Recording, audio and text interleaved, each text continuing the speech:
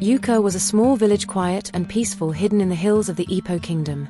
The people there lived simple lives, farming, fetching water, and sitting together in the evenings to gist. Everybody knew everybody in Ukoja, and news traveled fast. If something happened to one person, by the next morning the whole village would hear about it. But lately fear had settled over the village for some months now. Young women were being found dead, one after the other. Nobody knew what was killing them, but one thing was always the same: the strange marks on their necks. They looked like snake bites, but nobody could say for sure. No one had ever seen a snake around the women when they died.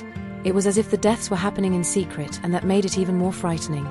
The village chief, Chief Obi, sent hunters into the bush to find the snake, but they came back empty-handed. The deaths didn't stop, and the fear only grew stronger. Mothers started warning their daughters not to move around at night. Even in the daytime, women no longer felt safe. The once lively village became quiet, and people didn't trust as easily as before. But there was one person who didn't seem to care about all the fear. His name was Chima. If you asked any woman in Ukoja who the finest man in the village was, the answer was always Chima. Tall, with a muscular body that showed all the hard work he did as a builder. His skin was smooth and dark, and his eyes shone like he always knew something you didn't. His smile alone was enough to make a woman weak. Chima had the kind of charm that made women forget their fears. When he walked through the village, the women would giggle and blush, hoping he would look their way, and when he did, it felt like the sun was shining only on them. Chima knew how to use his looks and sweet words. It wasn't just his fine face, it was the way he spoke, the way he moved, and the way he always seemed to be in control. He could make a woman feel like the only person in the world, but behind all that charm and beauty, Chima carried a dangerous secret. He didn't care about the fear in the village. He didn't worry about the deaths either. He went about his day as if all was well and good. Chima knew he was handsome, and he didn't hide it. He walked around the village with confidence, his head held high and his eyes always searching for his next catch. The women of Ukoja were drawn to him like ants to sugar, whether at the village well, the market, or on the farm. As long as Chima was nearby, the women couldn't take their eyes off him. But it wasn't just about his looks. Chima had a way of talking that made any woman feel special. He knew the right things to say at the right time. His voice was deep and smooth like the calm before a storm, and he always knew how to make a woman smile even when she was feeling down. He didn't need to rush. Chima took his time, slowly drawing them in and making them trust him, making them want him. If he wanted a woman, he would get her. All it took was one charming smile, a few sweet words, and before long she was his. And once he had her, he would take her to his hut at the edge of the village, away from prying eyes. There, under the soft glow of the moon, Chima would work his magic. He was gentle, patient, making each woman felt like she was the most important person in the world. But when the night grew darker, Chima would always ask the same strange question: "Do you know the difference between a man's manhood and a snake?" The women never knew what to say. They would laugh, thinking it was a joke. But before they could answer, Chima would whistle a soft, eerie sound that seemed to float in the air. The women would feel uneasy, like something was about to happen, and that's when it did. Something would shift in the room, and before they could react, they would feel a cold, smooth touch on their skin. A snake, dark and dangerous, would slither out from Chima's trousers. The women always froze. Their fear is too strong to scream or run. The snake would wrap itself around them, slowly, as if toying with its prey. Then with a quick strike, it would bite them on the neck. The bite was always the same, two sharp marks like fangs sinking deep into their skin. The venom would spread quickly. The women would gasp, their bodies shaking as the poison took hold, and within minutes it was over. They were dead, and Chima was left standing over their lifeless bodies, his face expressionless. By morning, the woman's body would be found in the village square, cold and pale, with the strange bite marks on her neck. The villagers would gather around, shaking their heads, wondering what kind of snake could do such a thing. But no one ever suspected Chima. He was too handsome, too charming, and too perfect. Each time another woman died, the fear in the village grew. But Chima didn't care. He continued his life as if nothing was happening. The women still blushed and giggled when he walked by, completely unaware of the danger that lurked beneath his good looks and sweet words. Life in Ukoja went on even with the fear hanging over the village. The women were more cautious, especially at night, but the daily routine of fetching water, farming, and trading continued. Every time a woman died, people would mourn, but nobody had any answers. The village chief, Obi, tried to keep the people calm, but deep down everyone knew that something was wrong, and it wasn't just a normal snake causing these deaths. Then one day a new face appeared. In the village, a woman named Adanna was different from the other women in Ukoja. Is tall and graceful, with skin that shone like polished wood. Adanna carried herself with confidence in her beauty.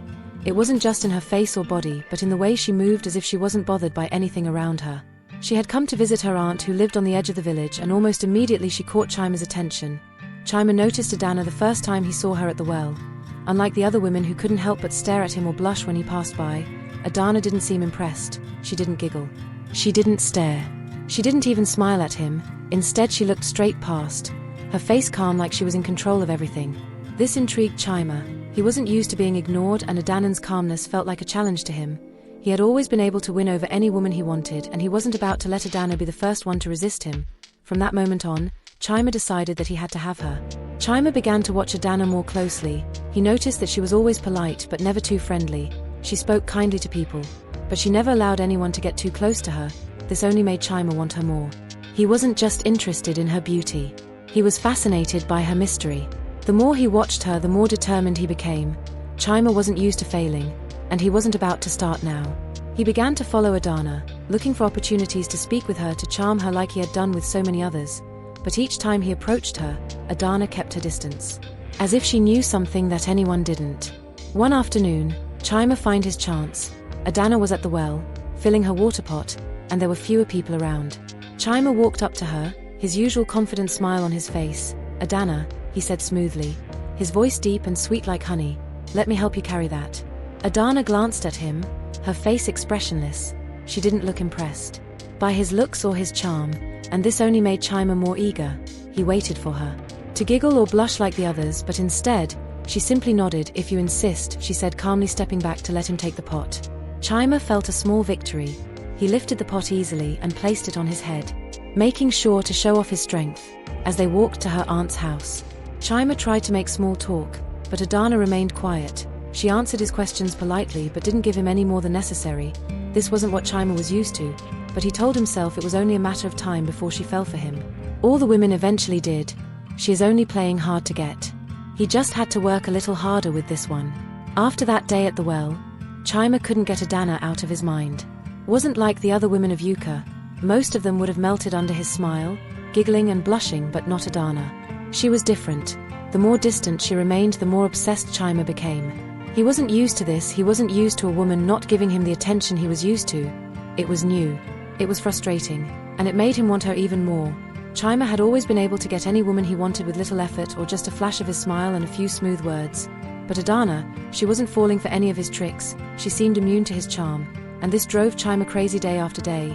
He watched her when she fetched water, when she walked through the market, even when she visited the farm with her aunt. Adanna carried herself with a quiet strength that made her stand out. She didn't seem to care about anyone's opinion, least of all Chima. She lived her life peacefully, and that only made her more attractive to him. Chima started finding excuses to talk to her. At first, it was little things, offering to help carry her load, trying to make small talk, trying to get her attention in any way he could. But no matter what he did, Adanna stayed polite but distant. Her calmness was beginning to bother him. One evening, Chima couldn't take it anymore and decided that he needed to do more. Needed to take control of the situation. He couldn't let Adanna continue to slip through his fingers. He had never failed with a woman before, and he wasn't about to start now.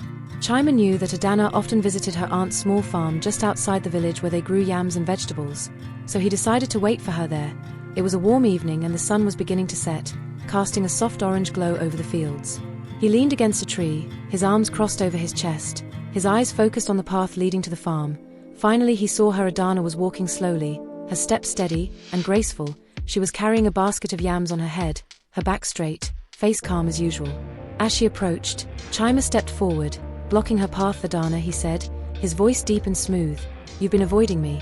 Adanna raised an eyebrow and looked up at him, not breaking her calm expression. "I've been doing no such thing, Chima. I've just been busy." Her response irritated him. Chima wasn't used to being brushed off like this. He was used to women being excited to see him, acting like he didn't matter. But he forced a smile, trying to keep his cool. "You're always so serious," he said, taking a step closer. "Why don't you let me walk with you? We could get to know each other better." Adanna gave him a long look, face still unreadable for a moment. Chima thought she might actually agree, but then she shook her head, stepping around him. "I'm not interested, Chima," she said simply.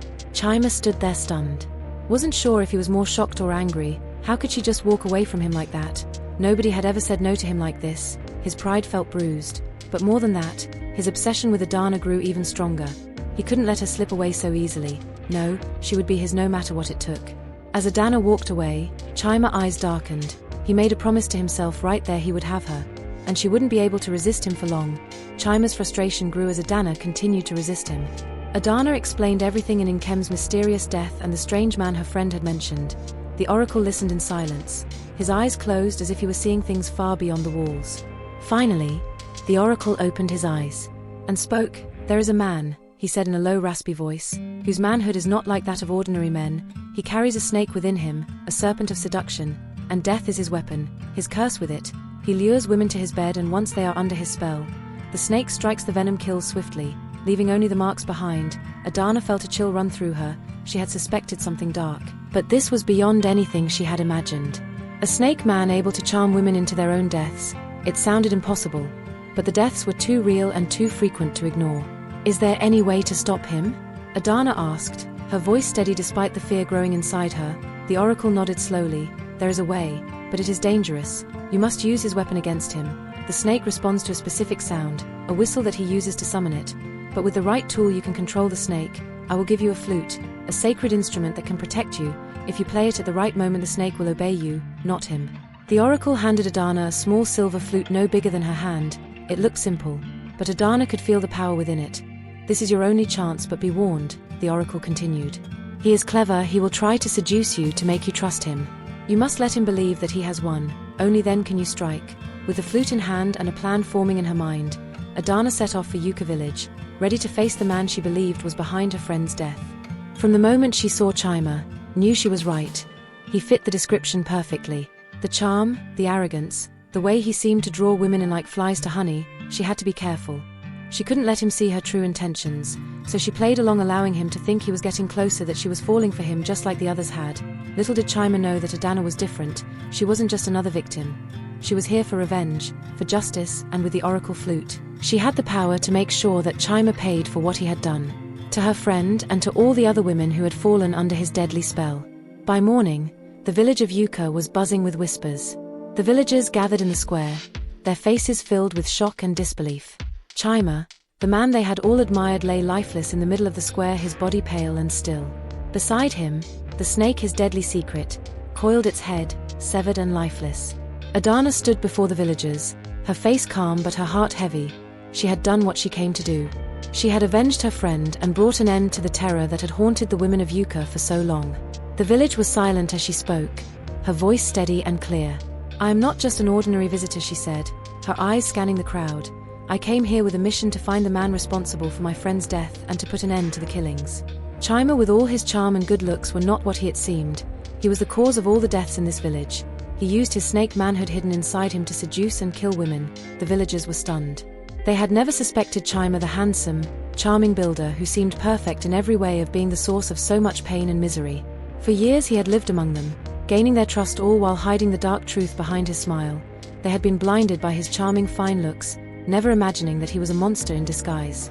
Murmurs of disbelief spread through the crowd. Some of the women who had once giggled and blushed in his presence now stood in silence, their faces pale with shock.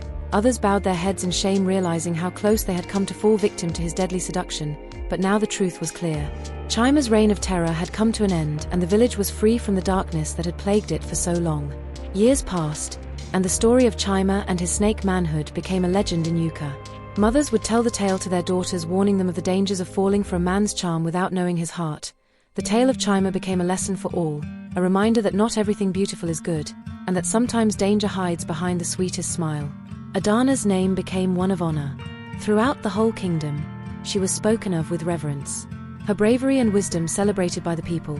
She had faced down a monster, outsmarted him, and saved countless women from suffering the same fate as her dear friend Nkem. Her name was whispered with pride by the women of Ukoja, and her story were passed down from generation to generation. As for Chima, his name was forgotten, buried in the dust of history. No one spoke of him anymore, except as a warning to those who might be tempted to use charm and deceit for evil. Villagers would remember the darkness he brought, but they would never honor his memory. The village of Ukoja thrived once again. The women were safe from the fear that had gripped the village for so long. Finally, life returned to normal, and the people of Ukoja found peace. But the lessons of the past were never forgotten. The memory of what had happened remained a reminder of the strength and wisdom took to uncover the truth and to protect those who were vulnerable.